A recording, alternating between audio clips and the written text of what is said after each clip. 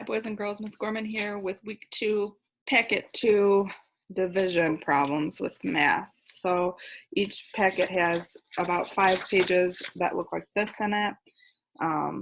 They're filled with division problems. So the first problem, I'm gonna go over these problems on the side to help you with the rest of the problems here. So the first problem we're going to go over is this one, 5 divided by 5. Before we get started, I just want to make note and kind of explain to you that anything divided by itself, so 5 divided by 5, I saw 4 divided by 4, 3 divided by 3, I think there was 2 divided by 2, a million divided by a million is 1 because you're dividing the number by itself. It's kind of like in multiplication. When you multiply by 1, the answer is itself. The answer here is 1. So I'm going to explain the problem by problem here. So here I have our problem, and I really want to think about what this problem means. What does 5 divided by 5 mean? So this problem means that there are 5 objects divided into 5 groups, and then the box, which is the unknown, is how many are in each group. So here I have 5 objects drawn, and I'm going to change the color as I divide them into 5 groups. So I have 1 group, 2, 3, 4, 5. And you can see how many are in each group. There's 1 object in each group. So therefore, 5 divided by 5 is 1. So next we're going to move on to the next problem. So the next problem here is 60 divided by 10. So we could draw out 60 x's or 60 squares or 60 something else. But instead, I'm going to save time and I'm going to think about fact families. So I know when we were getting ready to, for the weekend before school kind of was shut down and stopped, we were talking about the 0 here. And we were talking about how 60 is 10 times larger than 6. And we're talking about how 10 is 10 times larger or greater than 1. So here I'm thinking about the fact family. So 60 is at the front, so I'm guessing that's the biggest number in the fact family because we're dividing it into a number and it's going to be smaller in the smaller number. So I'm going to say 60, so 10 times this number is 60. This number times 10 is 60. And I can flip-flop the numbers in the multiplication sentence because of the commutative property. So then we have 60 divided by 10 is this number. And then we have 60 divided by this number is 10. So I can solve this problem, this division problem, using my multiplication knowledge. So I know that 10 times another number is 60. So if I count by 10, so 10, 20, 30, 40, 50, 60, I can see that 10 times 6 is 60, which means 6 times 10 is 60, which means 60 divided by 10 is 60, and 60 divided by 6 is 10.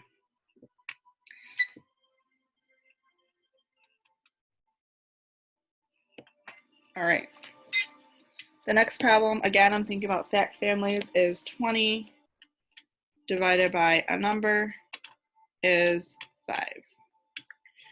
So I'm thinking about numbers that multiply together to get up to 20. So 5 times something is 20. So we have 5 times this number is 20. This number times 5 is 20. 20 divided by this number is 5. 20 divided by 5 is this number. If I think about our multiplication facts again, you could do 5, 10, 15, 20. And you can see I'm holding up 4 fingers. So 5 times 4 is 20. using the commutative property, I know that 4 times 5 is 20. 20 divided by 4 is 5. And 20 divided by 5 is 4. So I can safely say that 20 divided by 4 is 5. I'm going to check my answer though. So I'm going to solve this problem, pretending that I don't know what the answer is.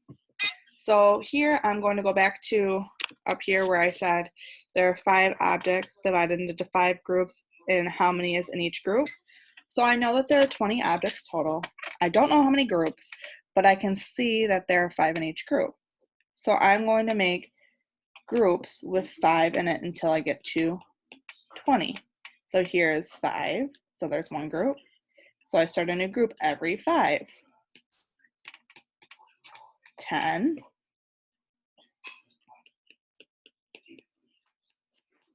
15. 20. So I can see that there are 4 groups with 5 in each group. So this means there are 20 total with 4 groups and 5 in each group.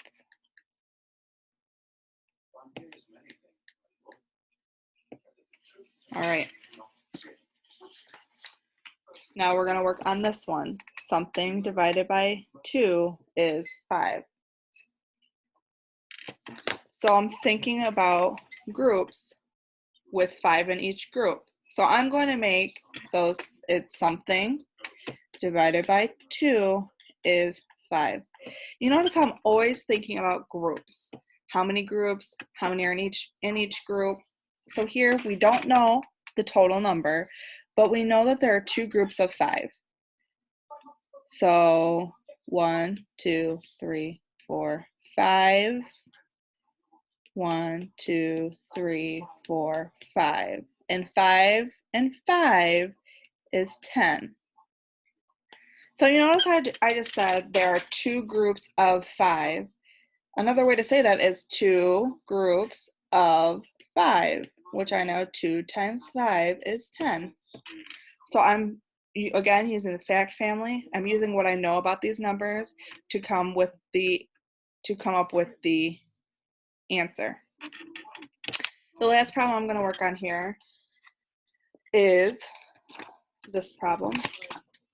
70 divided by something equals 10. So we have 70 divided by a number equals 10. So we know there are 70 objects total. So this number is a total. We don't know how many groups there are, but we know there are 10 in each group. So what I'm going to do is I'm going to draw groups of 10 until I get to 70. 2, 3, 4, 5, 6, 7, 8, 9, 10. So here's group 1. 1, 2, 3, 4, 5, 6, 7, 8, 9, 10. Group 2, so this is 10, 20, 3, 4, 5, 6, 7, 8, 9, 10. This is group 3, which is 30, 34, 35, 36, 37, 38, 39, 40.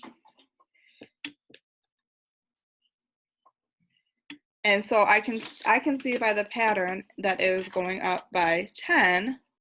So if I count by 10s, again, using my strategy, that 10 times this number is 70.